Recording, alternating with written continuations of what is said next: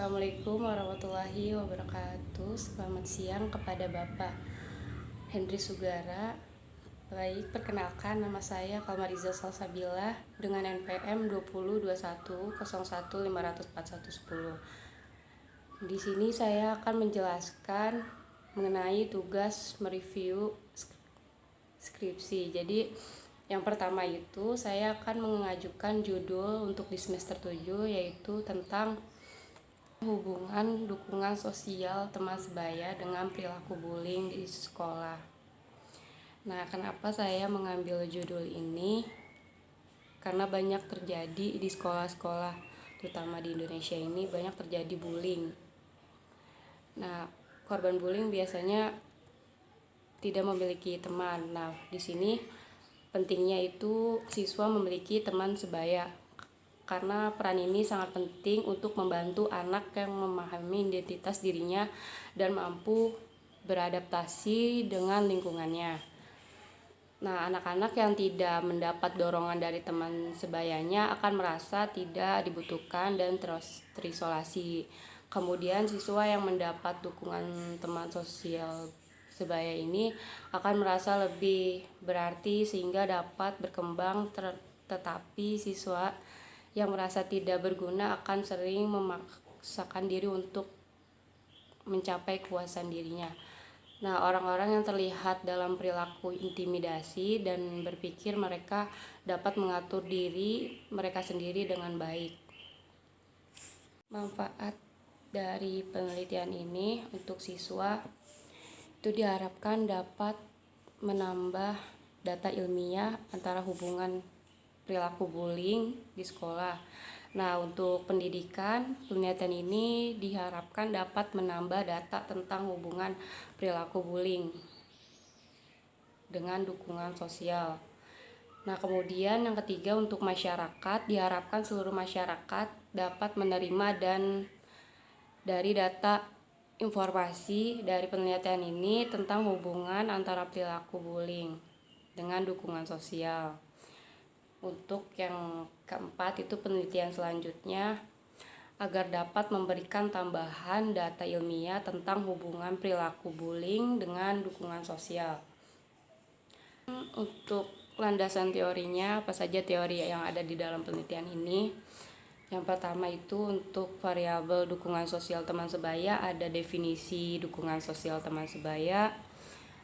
Kedua, ada bagian-bagian dukungan sosial teman sebaya. Ketiga, faktor-faktor dukungan sosial teman sebaya. Keempat, itu ada aspek-aspek dukungan sosial teman sebaya. Kemudian yang kedua itu variabel perilaku bullying. Yang pertama itu ada definisi perilaku bullying. Kemudian yang kedua ada aspek-aspek perilaku bullying. Yang ketiga ada jenis perilaku bullying. Kemudian yang keempat itu ada faktor-faktor perilaku bullying.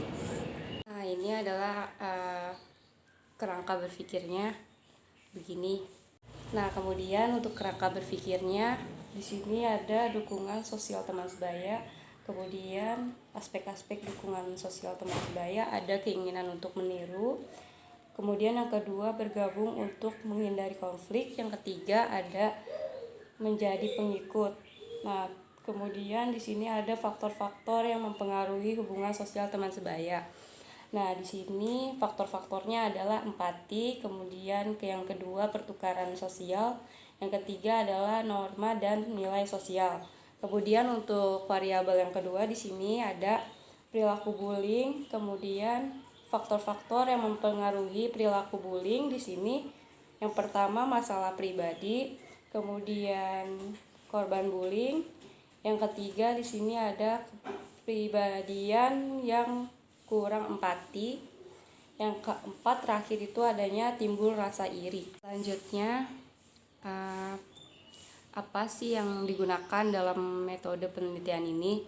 Nah, untuk di sini berdasarkan permasalahan dan tujuan dari penelitian yang telah dirumuskan sebelumnya, maka penelitian ini menggunakan penelitian kuantitatif dengan metode survei dengan teknik analisis deskriptif kolerasi. Nah, kemudian deskriptif itu artinya menjelaskan atau menerangkan suatu peristiwa, sedangkan kolerasi adalah riset atau penelitian yang mencari ada atau tidak adanya pengaruh. Nah, kemudian bagaimana cara mengumpulkan datanya? Kemudian saya mendapatkan pengumpulan data penelitian itu melalui kuesioner, yang ini menyinggung batas-batas yang telah dibuat oleh peneliti-peneliti terdahulu yang sudah pernah dilakukan. Dukungan sosial dan kuesioner bullying. Kuesioner ini tersebut sudah valid dan reliable sehingga tidak perlu dilakukan pengujian. Yang pertama, responden, kelas, umur, jenis kelamin, lokasi rumah, asal daerah, suku, dan status semua dimasukkan dalam bagian pertama yang merupakan informasi untuk identitas mereka. Kemudian yang kedua itu bagian tentang dukungan sosial yang bertujuan untuk mengetahui bagaimana dukungan sosial teman sebaya, pengukuran mengidentifikasinya. Kemudian yang ketiga, menggunakan skala ordinal dan skala Likert. Survei ini 24 pernyataan dan 4 kemungkinan, yaitu tanggapan responden terbaik mendapatkan skor 4, jawaban yang benar mendapatkan skor 3, jawaban yang salah mendapatkan skor 2, dan tanggapan tidak setuju mendapatkan skor 1. Kemudian yang keempat, responden diminta untuk memilih salah satu dari 4 alternatif jawaban yang paling menggambarkan kondisinya. Kemudian setiap opsi memiliki elemen pertanyaan positif dan negatif. Nah, kemudian bagaimana metode pengumpulan data ini? Proses pengumpulan data ini untuk penelitian dan beberapa informasi lainnya diperlukan untuk penelitian dikenal sebagai metode pengumpulan data.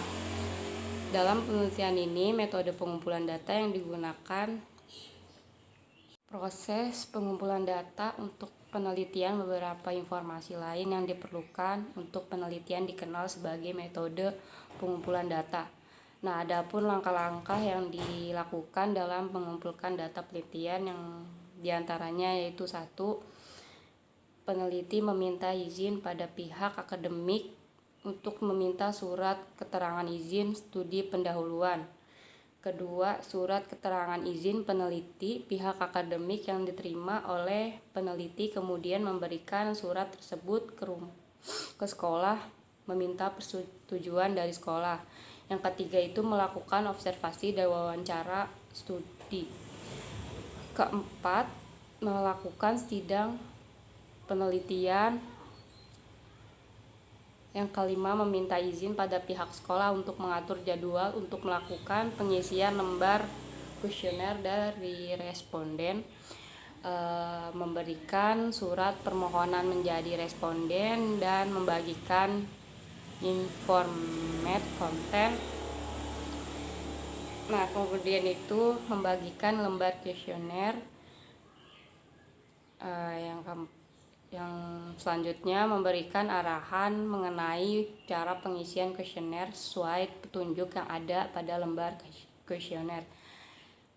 Nah, kemudian mengelola data dan melakukan analisis hasil penelitian. Selanjutnya bagaimana menganalisis data tersebut, data penelitian. Nah, data yang diperoleh dari hasil penelitian yang telah dilakukan selanjutnya harus dilakukan analisis data yang digunakan untuk mengelola data-data yang sudah diperoleh.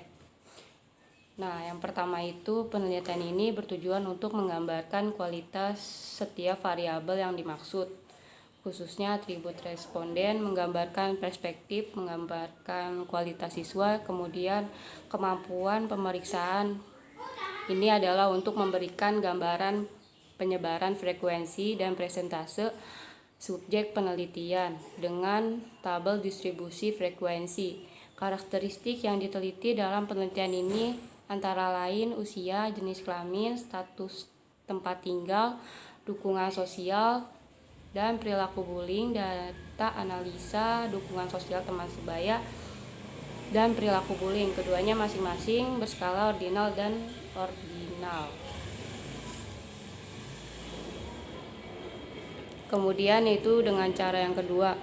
Nah, untuk menguji dua variabel juga berhubungan dengan korelasi analisa yang digunakan untuk mengetahui ada atau tidaknya hubungan antara variabel dan variabel terikat. Kemudian uji statistik yang digunakan ialah uji statistik non-parametrik untuk mengukur eratnya hubungan data ordinal dan ordinal, antara lain uji korelasi untuk mengetahui dan atau tidaknya hubungan dan eratan itu.